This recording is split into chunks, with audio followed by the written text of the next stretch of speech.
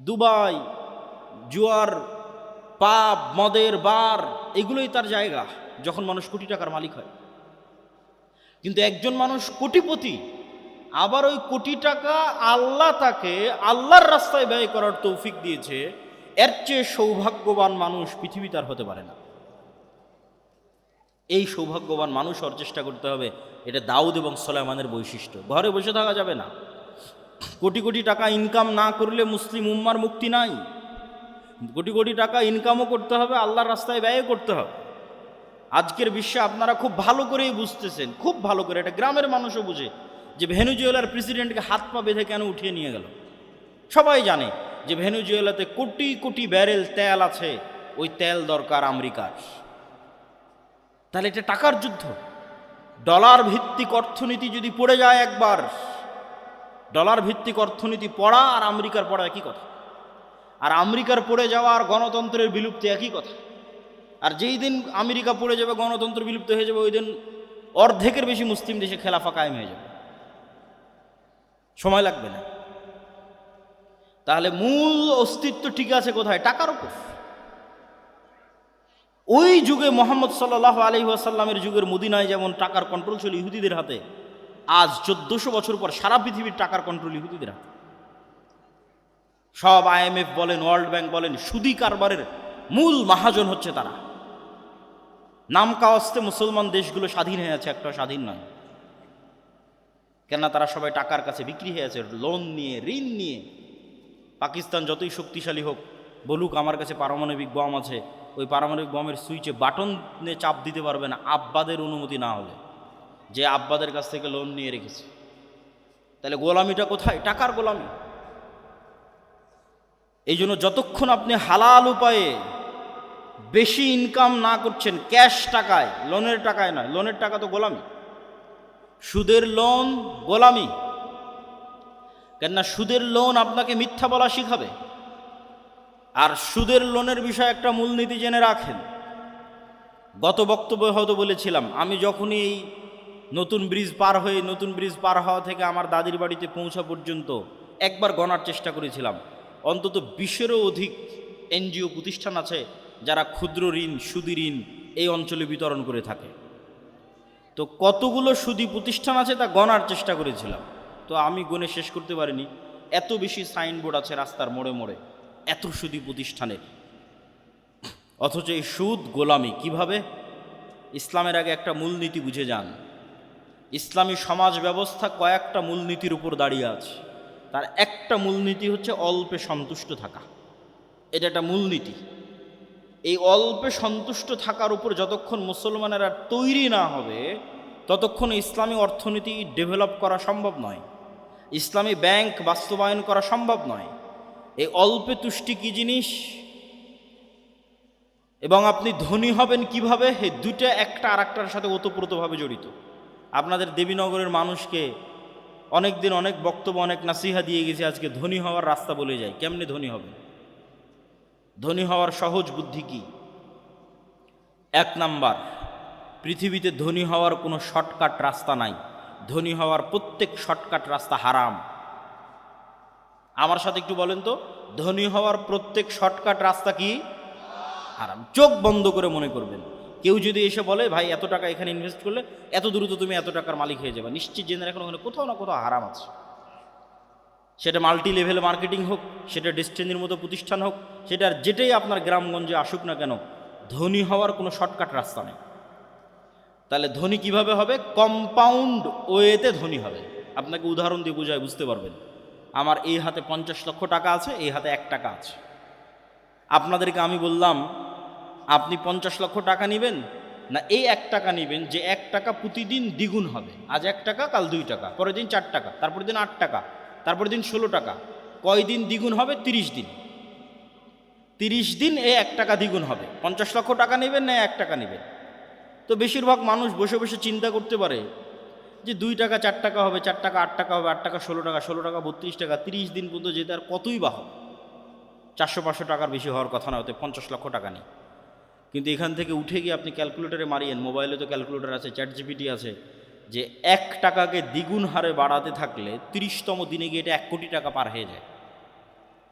আর এই 50 লক্ষ টাকা আপনি নেবেন, এটা 50 লক্ষই আছে, আর এটা বাড়তে বাড়তে বাড়তে বাড়তে 1 কোটি পার হয়ে গেছে। তাহলে প্রতিদিন অল্প অল্প করে বাড়বে, এটা হলো ধনী হওয়ার রাস্তা। কেমনে ধনী হবেন? এই 50 লক্ষ টাকা আপনাকে দিয়ে দিলাম, দেবীনগরের প্রত্যেক মানুষকে বললাম, নাও তোমাদের 50 লক্ষ টাকা দিয়ে দিচ্ছি। আজকে এখান থেকে উঠে গিয়ে যে বলবে আমি এই 50 লক্ষ টাকা দিয়ে একটা এসি কিনবো, একটা ফ্রিজ কিনবো, একটা মোটর সাইকেল কিনবো, একটা ভালো জামা কাপড় কিনবো, বাড়ি মাটির ছিল ভেঙে পাকা করব, এই জীবনে কোনো দিন ধনী হতে পারবে না। কেন ধনী হতে পারবে না? ওটাই অল্পে তুষ্টির সাথে সম্পর্ক করে আলোচনা আপনাকে বুঝাচ্ছি।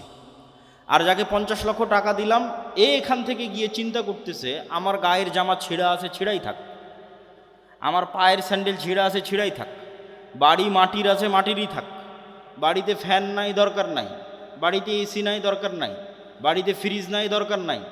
আগে চলো এই 50 লক্ষ টাকা এমন জায়গাতে ব্যয় করি যেখান থেকে আবার 1 টাকা ইনকাম হবে। এই মানুষ ধনী হয়ে যাবে, কোটিপতি হয়ে যাবে। সময় লাগবে, 30 বছর পর কোটিপতি হয়ে যাবে, 40 বছর পর কোটিপতি হয়ে যাবে। কেননা ও ওই রাস্তা জানে যে রাস্তায় গেলে কোটিপতি হওয়া যায়। আর যে এই 50 লক্ষ টাকা নিয়ে গিয়ে এসি, ফ্রিজ, মোটর সাইকেল, মাটির বাড়ি পাকা এই জায়গায় ব্যয় করেছে, ও কেন ধনী হতে পারবে না? ও যে মোটর সাইকেল কিনেছে ওখানে তেল কিনতে আবার টাকা লাগবে, ও যে এসি ফ্রিজ কিনেছে ওটার বিদ্যুৎ বিল দিতে আবার টাকা লাগবে, ও যে মোবাইলের ওয়াইফাই নিয়েছে ওটার বিল দিতে আবার টাকা লাগবে। তাহলে ও এমন জায়গাতে ব্যয় করেছে যেখান থেকে আরও খরচ বাড়তেছে। এইভাবে ধনী হয় না। পৃথিবীর কোনো ধনী এই ওয়েতে ধনী হতে পারবে না। কোথায় ব্যয় করতে হবে? যেখানে খরচ হওয়া তো বহু দূরে থাক, খরচ বাড়া তো বহু দূরে থাক, পারলে আরও 1 টাকা ইনকাম হবে, সেখানে ব্যয় করতে হবে। এটা হলো ধনী হওয়ার রাস্তা। আর অল্পে তুষ্টি, এটার সাথে মিলিয়ে কি বলতে চাচ্ছি? ইসলামে সুদভিত্তিক লোন বহু পরে থাক, কর্জে হাসানা কেউ নিবে, যে কর্জে হাসানা, ভাই আপনি আমাকে 10,000 টাকা দেন, আমি 2 মাস পর আপনাকে দিয়ে দিব। এটাকে আল্লাহ অনেক বড় নেকির কাজ বলেছে কোরআনে, অমাই ইউকরিদুল্লাহ করজান হাসানা। কে আছে আল্লাহকে কর্জে হাসানা দিবে? কর্জে হাসানাকে আল্লাহ অনেক বড় ইবাদত বলেছে। তো এই কর্জে হাসানা কখন জায়েজ? আপনি কর্জে হাসানা দিয়ে এসি কিনতে পারেন, কর্জে হাসানা দিয়ে ফ্রিজ কিনতে পারেন। আমার ইসলামিক ফাইন্যান্সের জ্ঞান বলে, ইসলামী শরীয়তে আমি যতটুকু জানি ততটুকু বলে যে বিলাসী পণ্য সুদ ভিত্তিক লোন দিয়ে ক্রয় করা তো বহু দূরে থাক, বিলাসী পণ্য কর্জে হাসানা নিয়েও কেনা যাবে কিনা, এটার হালালের দলিল কেউ দিতে পারবে কিনা আল্লাহ সুবহানাহু ওয়া তাআলা ভালো জানে, আমার জানা না। তাহলে কর্জে হাসানাটাই কখন নিতে পারবেন? সুদের লোন বহু পরে। কর্জে হাসানাটাই নিতে পারবেন যখন বিপদে, অ্যাক্সিডেন্ট করে মেডিকেলে আছেন, চিকিৎসা ব্যয় বহন করতে পারছেন না, মেয়ে ছেলেকে বিবাহ দিবেন, খরচ বহন করতে পারছেন না, বিশ্ববিদ্যালয়ে পড়াবেন, খরচ বহন করতে পারছেন না, ব্যবসাটা শুরু করবেন, টাকার ব্যবস্থা হচ্ছে না। এইরকম বিপদমূলক সময়ে কর্জে হাসানা নিতে পারেন। কিন্তু বিলাসী পণ্য, আমার ফ্রিজ না হলেও আমি খেয়ে বাঁচতে পারি, আমার এসি না হলেও আমি খেয়ে বাঁচতে পারি, আমার বাপদাদা বেঁচেছে, মোটর সাইকেল না হলেও আমি চলতে পারি, এই বিলাসী পণ্যগুলোর ক্ষেত্রে সুদি লোন তো বহু দূরের কথা, কর্জে হাসানাও হালাল কিনা তার প্রমাণ দেওয়া কঠিন আছে। কেননা ইসলামের অর্থনীতি দাঁড়িয়ে আছে অল্পে তুষ্ট থাকার উপর, অল্পে সন্তুষ্ট থাকার উপর। সম্মানিত উপস্থিতি, তো বক্তব্যের শুরুর এই অংশটুকু অর্থনীতির উপর, টাকা পয়সার উপর, দানের উপর দেওয়ার পিছনে কারণ এটাই ছিল, যারা আজকের প্রোগ্রামের আয়োজক তারা আপনাদের সহযোগিতার মুখাপেক্ষী। বেশি ইনকাম করতে হবে, বেশি ইনকাম আল্লাহ রাস্তায় দান করতে হবে, হালাল উপায়ে ইনকাম করতে হবে। চলেন বক্তব্যের মূল বিষয়বস্তুতে যাই। বক্তব্যের বিষয়বস্তু হচ্ছে উম্মতে মুহাম্মাদি গোলামি থেকে কিভাবে মুক্তি পাবে, দাসত্ব থেকে কিভাবে মুক্তি পাবে, দাসত্ব থেকে মুক্তি পাওয়ার রাস্তা কি। আব্দুর রহিম তো আপনাদের সামনে কিছু আলোচনা করলো এবং আমিও সংক্ষিপ্ত ইতিমধ্যে বলে ফেলেছি, একটা পয়েন্ট তো শেষ করে ফেলেছি যে অর্থনৈতিক মুক্তি ছাড়া গোলামি থেকে মুক্তি হয় না। আর অর্থনৈতিক মুক্তির জন্য সুদবিহীন, কর্জবিহীন ক্যাশ টাকার মালিক হতে হবে, তাহলে স্বাধীন, তাহলে আপনি আর গোলাম নাই। সুদবিহীন, কর্জবিহীন ক্যাশ টাকার মালিক হতে হবে, তাহলে আপনি ধনী হয়ে গেছেন, স্বাধীন হয়ে গেছেন, স্বাধীনতার পথে আপনার যাত্রা শুরু হয়ে গেছে, আপনার মাথা উঁচু থাকবে, কোনোদিন নত হবে না, আপনাকে পৃথিবীর কেউ কোনোদিন কিনে নিতে পারবে না। সম্মানিত উপস্থিতি, আর কি রাস্তা আছে গোলামি থেকে মুক্তির? দুটো শর্ত পূরণ করতে হবে, শতভাগ তাওহীদপন্থী মুসলিম এবং শতভাগ ঈমান বিল গায়বে ইয়াকিন। আবারও বলি, শতভাগ তাওহীদপন্থী মুসলিম, শতভাগ ঈমান বিল গায়বে ইয়াকিন। আল্লামা ইকবাল তার কবিতার মধ্যে লিখেছেন, ये दौर अपने বারাহিম কি তালাশ মে হ্যাঁ। আজকের মুসলমানদের মুক্তির একটাই রাস্তা, মুসলমানদের মধ্যে ইব্রাহিম আলাইহিস সালাম নাই। একটা মুসলমান ইব্রাহিম হতে পারল না। মুসলমানেরা ওই দিনই মুক্তি পেয়ে যাবে যেই দিন মুসলমানেরা ইব্রাহিম হয়ে যাবে। তা আল্লামা ইকবাল লিখছে, আজকের যুগে মুসলমানদের খুব দরকার একজন ইব্রাহিম আলাইহিসসালাম। কেন? ইব্রাহিম আলাইহিসসালাম হচ্ছেন শতভাগ তাওহীদের আইকন, যাকে মুহাম্মদ সাল্লাল্লাহু আলাইহি ওয়াসাল্লাম আইকন মেনেছে। মিল্লাতা আবিকুম ইব্রাহিম, আমি তোমাদের পিতা, আমার পিতা ইব্রাহিমের মিল্লাতের অনুসারী। এটাই কোষ্টি পাথর সত্য মিথ্যার মানদণ্ডের। কে ইব্রাহিমের অনুসারী সেই সত্য, যে ইব্রাহিমের অনুসারী নয় সেই মিথ্যা। সবাই চেষ্টা করেছে নিজেকে প্রমাণ করার যে আমি ইব্রাহিমের অনুসারী। ইহুদিরাও চেষ্টা করছে প্রমাণ করার আমরা ইব্রাহিমের অনুসারী, খ্রিস্টানরাও চেষ্টা করছে প্রমাণ করার আমরা ইব্রাহিমের অনুসারী। আর মুহাম্মদ সাল্লাল্লাহু আলাইহি ওয়াসাল্লাম এসে কোরআন দিয়ে তাওহীদ দিয়ে চ্যালেঞ্জ দিয়েছেন যে আমি ইব্রাহিমের উত্তরসূরি, আমি ইব্রাহিমের অনুসারী। কেন? ইব্রাহিম ছিল শতভাগ তাওহীদপন্থী, আমি মুহাম্মদ সাল্লাল্লাহু আলাইহি ওয়াসাল্লাম শতভাগ তাওহীদপন্থী। তাওহীদের আইকন ইব্রাহিম আলাইহিস সালাম। দেবীনগরের মানুষ নিজেকে আহলে হাদিস দাবি করতে পারে, সালাফি দাবি করতে পারে। এটা ভালো কথা যে আহলে হাদিস এবং সালাফিরা কবর পূজা করে না, বড় শিরক থেকে তারা মুক্ত থাকে, তাবিজ কবজের আশ্রয় তারা নেয় না। কিন্তু তার মানে এই নয় যে আপনি ইব্রাহিম আলাইহিস সালাম হয়ে গেছেন। ইব্রাহিম আলাইহিস সালাম হওয়া অনেক দূরের পথ। কি পার্থক্য আছে আপনারা ইব্রাহিম আলাইহিস সালামের মধ্যে? ছোট্ট উদাহরণ দিলে বুঝবেন। আপনি দেবীনগরের একজন আহলে হাদিস সালাফি বলে নিজেকে দাবি করছেন, কবর মাজারে গিয়ে সিজদা দেন না, বড় শিরক থেকে মুক্ত, কিন্তু আপনি আবার বিড়ি এবং সিগারেটের নেশায় আসক্ত। আপনি আবার জুয়ার যে খেলাগুলো আছে সেই জুয়ার খেলায় আসক্ত। আপনি আবার যেখানে টাকার লেনদেন আছে অবৈধ, যেখানে ক্ষমতার স্বার্থ আছে, সেই ক্ষমতার স্বার্থ এবং টাকার স্বার্থের কাছে বিক্রি হয়ে গেছে। তাহলে কি বোঝা গেল? আপনার নিজের ইলাহ আপনার নাফস, আল্লাহ নয়। ও শায়েখ আব্দুর রাজ্জাক বিন ইউসুফ আজকে উপস্থিত হয়েছে। এটা নিয়ে দ্বিধাদ্বন্দ্বের কিছু নাই। উনি উপস্থিত হয়েছেন, পৌঁছে গেছেন, এখানে আসবেন অল্প কিছু সময়ের মধ্যে ইনশাআল্লাহ। সম্মানিত উপস্থিতি, তাহলে ওই ব্যক্তিটা নিজেকে তাওহীদপন্থী দাবি করলো, সে তাওহীদপন্থী কেন নয় ইব্রাহিম আলাইহিস সালামের মতো? ওর ইলাহ ওই কবর না হলেও, ওর ইলাহ হিন্দুদের ওই দেবদেবী মা কালী না হলেও, ওর ইলাহ ওর নিজের নাফস। ইলাহাহু হাওয়া, আল্লাহ কোরআনে বলেছে যে তারা ইলাহ বানিয়ে নিয়েছে নিজের নাফসকে, নিজের মনের প্রবৃত্তিকে ইলাহ বানিয়ে নিয়েছে। ওর মন চাচ্ছে বিড়ি সিগারেট খাবে, খাচ্ছে। ওর মন চাচ্ছে মদ জুয়া আড্ডা গাঞ্জার আড্ডায় ব্যস্ত থাকবে, থাকছে। ওর মন চাচ্ছে খেলার জুয়ায় ব্যস্ত থাকবে, থাকছে। তাহলে ও এখনো তার কালবে সব দিক থেকে আল্লাহকে প্রাধান্য দিতে পারেনি। শতভাগ ইব্রাহিম আলাইহিস সালামের মতো তাওহীদ মানে আল্লাহ যা ভালোবাসে আপনার কাল পাগলের মতো ওইটাকে ভালোবাসবে। আল্লাহ যা ঘৃণা করে আপনার কাল ওইটাকে পাগলের মতো ঘৃণা করবে। আল্লাহ সুবহানাহু ওয়া তাআলা যা করতে বলেছে আপনি ওটাকে পাগলের মতো করবেন।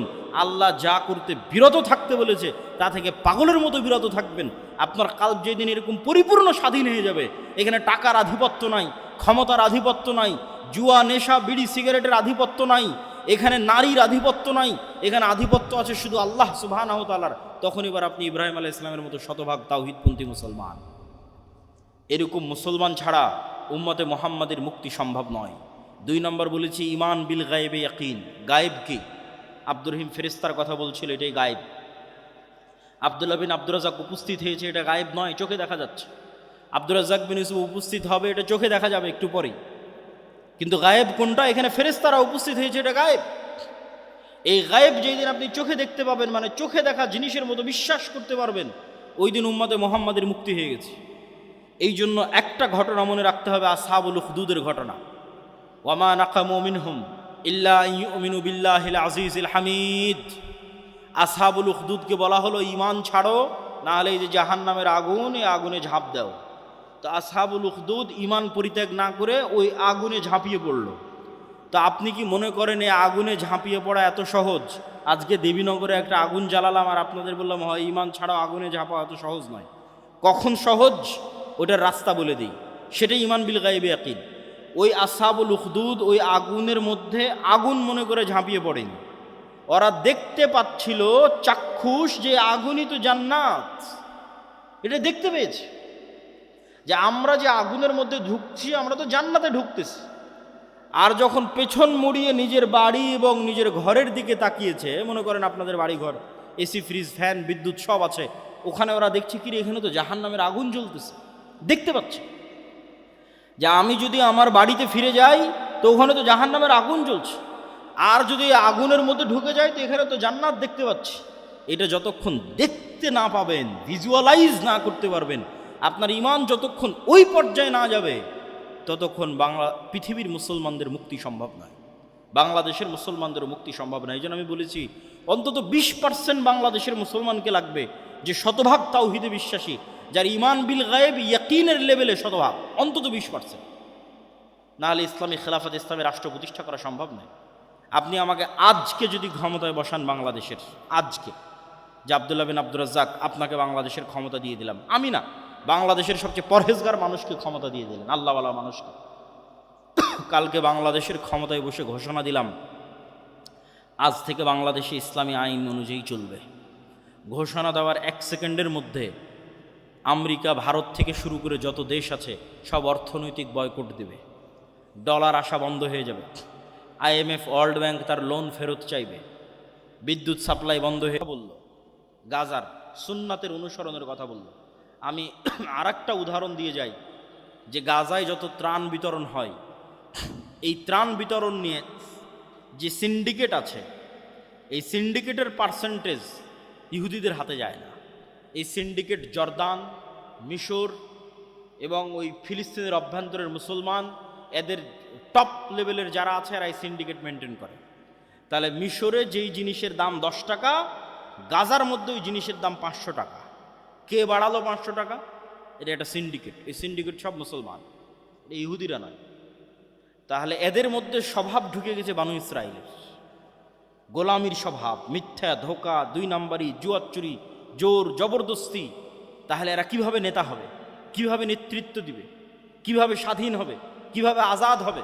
সম্ভব নয়। এই জন্য সত্যবাদিতা, ন্যায়পরায়ণতা একটা মানদণ্ড, যেই মানদণ্ড দিয়ে উম্মতে মুহাম্মাদি নেতা হতে পারে, নেতা হওয়া সম্ভব।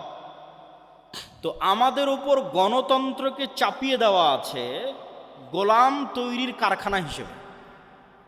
গণতন্ত্র হচ্ছে গোলাম বানানোর কারখানা। এখান থেকে কি তৈরি হয় বলেন তো? গণতন্ত্র থেকে কি তৈরি হয়? একটু জোরে বলতে হবে, কি তৈরি হয়? গোলাম তৈরি হয়। কিভাবে? গণতন্ত্রের সিস্টেমটাই এমন যে এখানে যদি আপনি 2 নাম্বারই না করেন, ধোকা না দেন, মিথ্যা না বলেন, গীবত না করেন, নিন্দা না করেন, অপবাদ না দেন, তাহলে আপনার নির্বাচন করে জিতে আসা বহু দূরের কথা। একই দলের একই আসনের মনোনয়ন প্রার্থী যদি 10 জন থাকে, তাহলে সবাই মিলে যদি এই 2 নাম্বার ধোকাবাজি, দুর্নীতি, টাকা পয়সার লেনদেন, গীবত, তহমত এই রাস্তা অবলম্বন না করে, তাহলে জীবনেও মনোনয়নই নিয়ে আসতে পারবে না। এমপি নির্বাচিত হওয়া তো বহু পরে। তাহলে এমপি নির্বাচিত হওয়া পর্যন্ত যতগুলো স্টেপ আছে, এই প্রত্যেকটা স্টেপ মিথ্যা দিয়ে পরিপূর্ণ। সারা বাংলাদেশের সবাই জানে নির্বাচন কমিশনারে যত এমপি তাদের হলফনামা জমা দিয়েছে, এদের 90% মিথ্যা হলফনামা জমা দিয়েছে। কে জানে না? সবাই জানে। তাহলে পুরো সিস্টেমটা তৈরি হয়ে আছে মিথ্যার উপর। তাহলে এবার বুঝেন, এই মিথ্যা, দুর্নীতি, ধোকাবাজির সিস্টেমের মধ্যে দিয়ে 300 এমপি নির্বাচিত হয়েছে। এই 300 এমপি আমার এবং আপনার কাছে নেতা, কিন্তু আল্লাহর দৃষ্টিতে এরা সব গোলাম। এই হলো সারমর্ম। তাহলে আমরা 300টা গোলাম নির্বাচন করছি না এমপি নির্বাচন করছি? একটু জোরে বলতে হবে, সাহস নাই নাকি আপনাদের? গোলাম নির্বাচন করছি। এই গোলাম যেহেতু একদম নিম্ন লেভেল থেকে দুর্নীতি করে অভ্যস্ত, এই গোলাম যেদিন এমপি হবে, এই গোলাম যেদিন মিনিস্টার হবে, এই গোলাম যেদিন প্রাইম মিনিস্টার হবে, সেই দিন এই গোলামকে কিনে নেওয়া ভারত আর আমেরিকার 2 মিনিটের ব্যাপার। কেননা ও তো আগে থেকেই টাকার কাছে বিক্রি হয়ে আছে। তাহলে যতক্ষণ আপনি সত্যবাদিতা ন্যায়পরায়ণতার উপর না দাঁড় করাতে পেরেছেন জাতিকে, ততক্ষণ পর্যন্ত নেতা তৈরি হবে না, গোলাম তৈরি হবে। সে এমপি হলেও গোলাম, সে মিনিস্টার হলেও গোলাম, সে প্রাইম মিনিস্টার হলেও গোলাম। এই জন্যই তো শরীফ ওসমান হাদির মতো যুবকেরা, যারা এই গণতন্ত্রের মতো নিকৃষ্ট এই পদ্ধতির মধ্যে থেকেও চেষ্টা করেছিল সত্যবাদিতা ন্যায়পরায়ণতার উপর অটল থাকতে, গণতন্ত্র তাদের সহ্য করতে পারেনি, গুলি করে উড়িয়ে দিয়েছে। কেননা এটা হুমকি। এরকম সত্যবাদী, এরকম ন্যায়পরায়ণ 500 জন যুবক, এরকম ন্যায়পরায়ণ সত্যবাদী শিক্ষিত জ্ঞানী গুণী 500 যুবক যদি বাংলাদেশে তৈরি হয়ে যায়, তাহলে শুধু বাংলাদেশে ইসলাম প্রতিষ্ঠা সম্ভব নয়, সারা পৃথিবী বিজয় করা সম্ভব। কিন্তু এই গুণগুলো থাকতে হবে। ইমান বিল গায়বে ইয়াকিন থাকতে হবে, শতভাগ তাওহীদ থাকতে হবে, জ্ঞান এবং শিক্ষা থাকতে হবে, সত্যবাদিতা ন্যায়পরায়ণতা থাকতে হবে, অর্থনৈতিক মুক্তি থাকতে হবে। আর সর্বশেষ 2টা জিনিস লাগবে আল্লাহর সাহায্যের জন্য, যেটা বলে আমার বক্তব্য শেষ করব। আল্লাহর সাহায্য ছাড়া ইসলাম এবং মুসলমানদের মুক্তি সম্ভব নয়। আল্লাহর সাহায্য ছাড়া ইসলাম এবং মুসলমানদের বিজয় সম্ভব নয়। ইসলাম এবং মুসলমানদের বিজয়ের পূর্ব শর্তই আল্লাহর সাহায্য। আমি আপনি কে? মুহাম্মদ সাল্লাল্লাহু আলাইহি ওয়াসাল্লামের বিজয় হয়নি আল্লাহর সাহায্য ছাড়া। উনি বদরে বিজয় নেওয়ার জন্য আগের রাতে লম্বা সালাত আদায় করছেন। আবু বকর রাদিয়াল্লাহু তাআলা আনহু বলছেন, কাফাকা মুনাশাদাতাকা রব্বাক, যথেষ্ট হয়েছে, এত দোয়া করতে হয়, এত লম্বা সালাত আদায় করতে হয়। কিন্তু মুহাম্মদ সাল্লাল্লাহু আলাইহি ওয়াসাল্লাম খুব ভালোভাবে জানেন, তিনি যত বড় নবী হন, যত বড় আল্লাহওয়ালা হন, যত সর্বশ্রেষ্ঠ রাসূল হন, আল্লাহ যদি তাকে সাহায্য না করে উনি জিততে পারবেন না। আর আল্লাহর সাহায্য ততক্ষণ আসবে না যতক্ষণ না উনি সালাত আদায় না করেন, যতক্ষণ না উনি রাতের সালাতে আছেন, যতক্ষণ না উনি সকাল সন্ধ্যের জিকিরে আছেন, ততক্ষণ আল্লাহর সাহায্য তার উপর আসবে না। এটা উনি আমাদের চেয়ে ভালো জানেন, এটা উনি আবু বকর রাদিয়াল্লাহু তাআলা আনহুর চেয়ে ভালো জানেন। এই জন্য মুসলমানদের মুক্তির কোনো রাস্তা নাই সালাত ছাড়া। সালাত নাই, আল্লাহ সুবহানাহু ওয়া তাআলার গন্তির মধ্যে নাই, আল্লাহ সুবহানাহু ওয়া তাআলার কাউন্টের মধ্যে নাই। আল্লাহ সুবহানাহু ওয়া তাআলা তাকে গণে না, ধরে না, মুসলমান হিসেবে ধরে না, মানুষ হিসেবে ধরে না। সে কে? আল্লাহ সুবহানাহু ওয়া তাআলা তাকে চেনে না। তাহলে 16 কোটি বেনামাজি ভোট দিয়ে ইসলাম বিজয় করা সম্ভব নয়। সালাত আদায় করে মসজিদ পূর্ণ করতে হবে। সারা বাংলাদেশের যদি সব ওসি ডিসি এসপি মন্ত্রী মিনিস্টার আজকে বলে আমি সত্যবাদী ন্যায়পরায়ণ হয়ে গেলাম, 80% ইসলাম প্রতিষ্ঠা হয়ে যাবে, 80%। সরকার পরিবর্তন হয়, এরা তো পরিবর্তন হয় না, এরা তো ওদের জায়গাতেই থাকে। গত 16 বছরে এরাই ছিল, এখনও আছে, আগামী 5 বছর যে সরকার ক্ষমতা আছে ওরাই থাকবে। তা এরা তো আমাদের ঘরের সন্তান। ওসি ডিসি এসপি মন্ত্রী মিনিস্টার তো অন্য ঘর থেকে আসেন, দেবীনগর থেকে গেছে, বাংলাদেশ থেকে গেছে, গাইবান্ধা থেকে গেছে। এরা যদি আজকে বলে যে আমি সত্যবাদী ন্যায়পরায়ণ থাকবো, কালকে 80% ইসলাম প্রতিষ্ঠা হয়ে যায়। কেন বলছে 80%? ইসলাম রাষ্ট্রে যাওয়ার ব্র্যান্ডিং হচ্ছে ন্যায়। রাসূল সাল্লাল্লাহু আলাইহি ওয়াসাল্লাম ঈসা ইবনে মারিয়ামের ব্র্যান্ডিং করেছেন, লা তাকুমুস সাআহ হাত্তা ইয়ানজিলা ঈসা ইবনে মারিয়াম। ততক্ষণ পর্যন্ত কিয়ামত সংঘটিত হবে না যতক্ষণ ঈসা ইবনে মারিয়াম অবতীর্ণ না হয়। আর ঈসা ইবনে মারিয়াম অবতীর্ণ হয়ে কী করবে? ইয়াকসিরুস সালিব, ক্রুশ ভেঙে দিবে আর সারা পৃথিবীতে ন্যায় প্রতিষ্ঠা করবে। আল্লাহু আকবার। তাহলে রাষ্ট্রে ইসলামের ব্র্যান্ডিং ন্যায়, ন্যায়পরায়ণতা। এই সমস্ত ওসি ডিসি এসপি মন্ত্রী মিনিস্টার এদেরকে আমরা ইসলাম বুঝাতে ব্যর্থ হয়েছি। তারা মনে করছে তাদের ঘুষের দুর্নীতির টাকা দিয়ে তারা হজ করে মসজিদ মাদ্রাসায় দান করে এই পাপ ক্ষমা করে নেবে। নাউজুবিল্লাহ, নাউজুবিল্লাহ। এটা মুনাফিকি। বরং তাদের বোঝা উচিত ছিল তারা যেই পদে আছে ওই পদে সে ওই দানবীরের এবং তাহাজ্জুদ গুজারের চেয়ে বেশি নেকি অর্জন করতে পারত যদি রাসূল সাল্লাল্লাহু আলাইহি সাল্লামের এই হাদিসকে ফলো করত, যে সাবআতু ইউযিল্লুহুমুল্লাহ ইয়াওমা লা যিল্লা ইল্লা যিল্লুহ, ইমামুন আদিল, 7 শ্রেণীর মানুষকে আল্লাহ তার আরশের ছায়া দিবেন। তার মধ্যে সালাত আদায়কারীকে অতিক্রম করে গেছে, দানবীরকে অতিক্রম করে গেছে, যে সে হচ্ছে ইমামুন আদিল, রাতের তাহাজ্জুদের সালাত এবং দান এটিকে অতিক্রম করে গেছে, যে তার পদে দায়িত্ব পালন অবস্থায় ন্যায় পরায়ণ। তাহলে ওই ওসি হারাম টাকা দিয়ে হজের নেকি অর্জন করতে চায়। আরে পাগল, ওখানে বসে থেকে তুমি ন্যায় প্রতিষ্ঠা করো, তাহলে তো তুমি এমনি এর চেয়ে বেশি নেকি পাবা। আল্লাহ রাসূল ঘোষণা দিয়ে রেখেছে, কিন্তু আমরা ইসলাম তাদেরকে বুঝাতে পারিনি যে ইসলাম কি, মানুষকে বুঝাতে পারিনি আমরা ইসলাম কি। এই জন্য আমাদের প্রজন্ম ধ্বংস হয়ে গেছে। পুরো দেশটা দুর্নীতির উপর দাঁড়িয়ে আছে এবং মিথ্যার উপর দাঁড়িয়ে আছে। বলছিলাম আল্লাহর সাহায্য। মুহাম্মদ সাল্লাল্লাহু আলাইহি ওয়াসাল্লাম আল্লাহর সাহায্য ছাড়া জয়লাভ করতে পারেনি। আর আল্লাহর সাহায্য আনার জন্য দুটো জিনিস লাগবে, সালাত এবং জিকির। এইটা বলে আমার সংক্ষিপ্ত বক্তব্য শেষ করব। জিকির কেন শক্তিশালী, সালাত কেন শক্তিশালী, আপনাকে বুঝতে হবে। পৃথিবীর সবচেয়ে শক্তিশালী জিনিস হচ্ছে আওয়াজ। পৃথিবীর সবচেয়ে শক্তিশালী পাওয়ারফুল জিনিস হচ্ছে সাউন্ড। আজকের আধুনিক সভ্যতা দাঁড়িয়ে আছে আলোর উপর। আমি এখানে কথা বলছি, এটা আলোর মধ্যে দিয়ে মোবাইলে গেছে, মোবাইল থেকে আলোর মধ্যে দিয়ে টাওয়ারে গেছে, টাওয়ার থেকে এটা এখন আমেরিকাতে গিয়ে বাজতেছে। এখন আমার কথা, এখন আমেরিকায় বাজতেছে কেন? আলোর গতি খুব দ্রুত, ওর মধ্যে দিয়ে ডাটা ট্রান্সফার হচ্ছে, শব্দ যাচ্ছে, ছবি যাচ্ছে, ভিডিও যাচ্ছে। এটা আল্লাহ যেদিন পৃথিবী সৃষ্টি করেছে ওই দিন থেকেই যায়, মানুষ জানতো না, আজকে মানুষ জানতে পেরেছে। তাহলে আজকের আধুনিক সভ্যতা দাঁড়িয়ে আছে আলোর উপর। কিন্তু আলোর চাইতেও পাওয়ারফুল একটা জিনিস যেটার ধারে কাছে বিজ্ঞানীরা নাই, সেটা হচ্ছে আওয়াজ, সেটা শব্দ। এটার কিছু জ্ঞান আল্লাহ সুলাইমান আলাইহিস সালাতু ওয়াস সালামকে দিয়েছিলেন, কিছু। ওমা উতিতুম মিনাল ইলমি ইল্লা কালিলা। দেখেন, আমি আজকে এখানে যা বক্তব্য দিচ্ছি, এখন যদি একজন চাইনিজ মানুষ এখানে বসে থাকে, তাহলে ওর কাছে এটা বক্তব্য মনে হবে না, আওয়াজ, শুধু আওয়াজ। আর এখানে যদি একটা চাইনিজ এসে বক্তব্য দেয়, আপনারা কি মনে করবেন এটা বক্তব্য চলতেছে না শুধু আওয়াজ চলতেছে? শুধু আওয়াজ চলতেছে। এইরকমই আওয়াজের একটা ফরম্যাট উচ্চারণ করলে, এখানে যে পিঁপড়া চলতেছে, এখানে যে মাছি এবং মশা আছে, কোন আওয়াজ ওই মশা মাছি বুঝে ওটা যদি আমি উচ্চারণ করতে পারতাম ওই স্টাইলটা, যেমন আমি এখন একটা আওয়াজের ধরন উচ্চারণ করতেছি, ঠিক যখন আরবি বলতেছি ওটা আর এক ধরন, ইংরেজি বলতেছি ওটা আওয়াজের আর এক ধরন। তো আওয়াজের কোনো একটা ধরন উচ্চারণ করলে ওই মাছি বুঝতো যে আমি মাছিকে বলতেছি, মাছি তুমি এখান থেকে উড়ে যাও, ও সাথে সাথে উড়ে যেত। আওয়াজের কোনো একটা ধরন উচ্চারণ করলে পাখি বুঝতো, এবং পাখি আমার কথা বুঝে বলতেও পারতো, আমিও তার কথা বুঝতে পারতাম। এই জ্ঞান আল্লাহ সুলাইমান আলাইহিস সালাতু ওয়াস সালামকে দিয়েছিলেন। পুরো পৃথিবীর সব কিছু আওয়াজ বুঝে, আওয়াজ শুনে। আওয়াজ পৃথিবীর সবচেয়ে শক্তিশালী টেকনোলজির নাম। সুলাইমান আলাইহিস সালাতু ওয়াস সালাম বললেন, রানী বিলকিসের সিংহাসনকে নিয়ে আসতে হবে।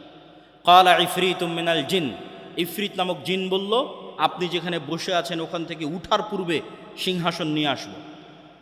আরেকজন আল্লাযী ইনদাহু ইলমুম মিনাল কিতাব, সে জিন না মানুষ তার বর্ণনা কোরআনের আয়াতে নাই, কিন্তু কোরআনের আয়াতে বলা হচ্ছে যে আর একজন যাকে আল্লাহ কিতাবের জ্ঞান দিয়েছিল, সে বলল আপনার চোখের পলক পড়ার পূর্বে সিংহাসন এখানে উপস্থিত হবে। তো কোরআনের ধারা বিবরণীতে বোঝা যাচ্ছে জিন নিয়ে আসতো গায়ের শক্তিতে, আর যে বলল চোখের পলকে নিয়ে আসবো, এ নিয়ে আসবে জ্ঞানের শক্তিতে। সে জ্ঞান কি? কিছু মুফাসসির লিখেছেন, আল্লাহু আলাম, আল্লাহ ভালো জানে, তবে ঠিকও হতে পারে যে তার কাছে ইলমুম মিনাল কিতাব, কিতাবের কি জ্ঞান ছিল। কিছু মুফাসসির লিখেছেন লাউহে মাহফুজের বিশেষ জিকির, আল্লাহ সুবহানাহু তাআলার বিশেষ কোনো জিকিরের জ্ঞান ওই ব্যক্তির কাছে অথবা ওই জিনের কাছে ছিল, যেটা বলা হচ্ছে আল্লাহ জিন্দাহু ইলমুম মিনাল কিতাব, যে জিকির উচ্চারণ করে চোখের পলকে সিংহাসনকে ওখান থেকে সুলাইমান আলাইহিস সালাতু ওয়াস সালামের সামনে নিয়ে আসা হয়েছে। শব্দের চেয়ে পাওয়ারফুল কিছু পৃথিবীতে নাই।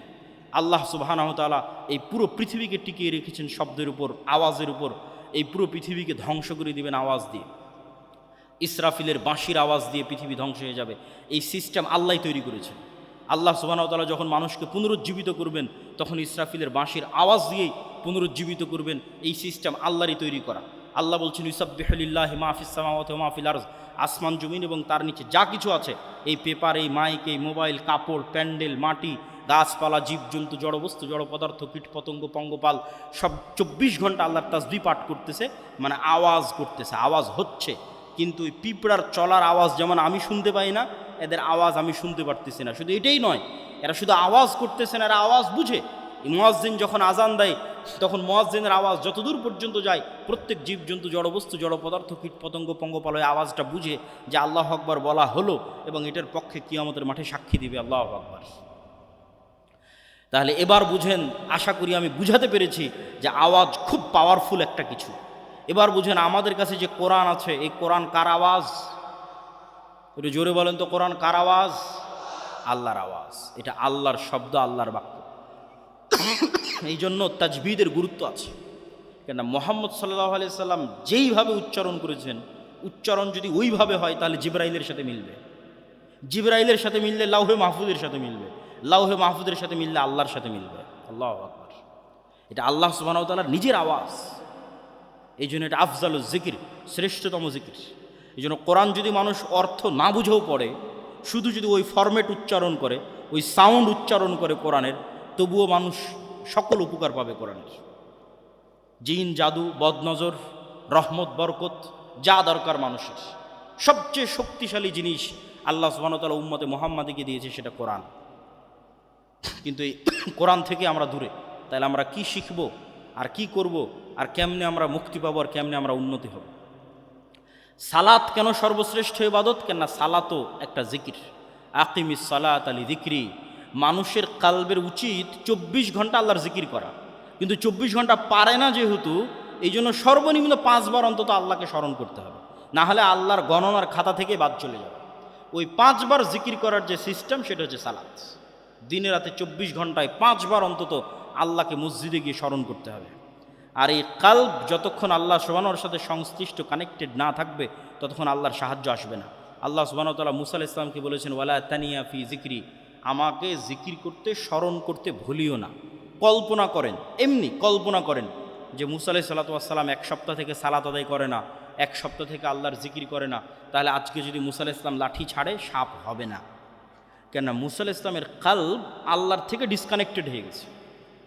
তাহলে ওনার হাতের যে লাঠি, ওটাও ডিঅ্যাক্টিভেট হয়ে গেছে, আর কাজ করতেছে না, আর কাজ করবে না, অ্যাক্টিভেট নাই। যতক্ষণ এই কালব আল্লাহর সাথে কানেক্টেড, ততক্ষণ এই পিছনে যদি বিশাল ফেরাউনের বাহিনীও থাকে আর সামনে যদি বিশাল সমুদ্র থাকে, তখন এই লাঠিও কাজ করবে।